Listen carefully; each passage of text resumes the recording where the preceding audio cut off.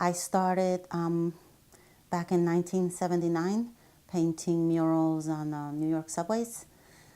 I painted through the early 80s mostly, but our focus in that time in New York City, it was the subways, not to roam around the streets tagging on people's buildings, maybe a little bit for practice if you had to, but it was just getting into the train yards, painting the subways, and I painted large murals on there as a teenager. I went to the High School of Art and Design, and that's about most of my formal art training, but I didn't really attend classes all that much.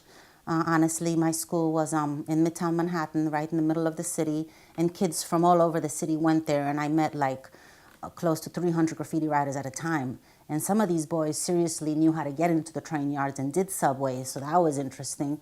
It took me a while to convince them, but that's how I started painting the subways.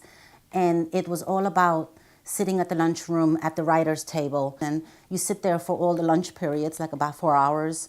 You know, take an hour of ladies' room, chilling, smoking with the girls, writing on the walls, that kind of stuff. And that was my school day.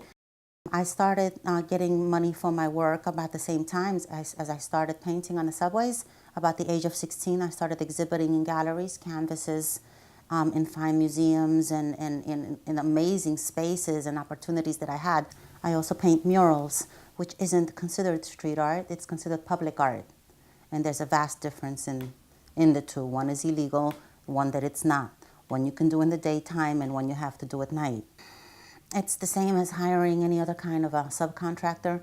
You hire someone for a custom-made piece of art or furniture or whatever it is that you hire someone for. So you look over their work, and thankfully now all the portfolios are online on a website.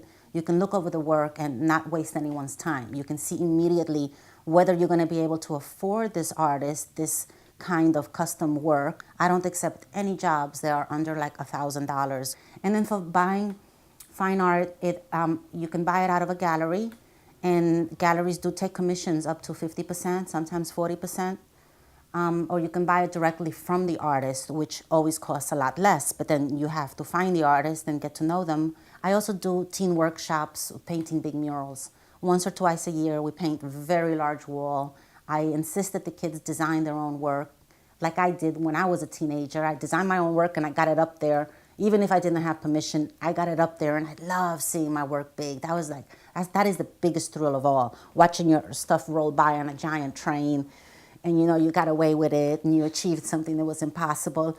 It's a bigger thrill than receiving like tons of money for a piece of art from some rich person or something like that. It's much more meaningful, and you see against all odds, you achieve this amazing thing.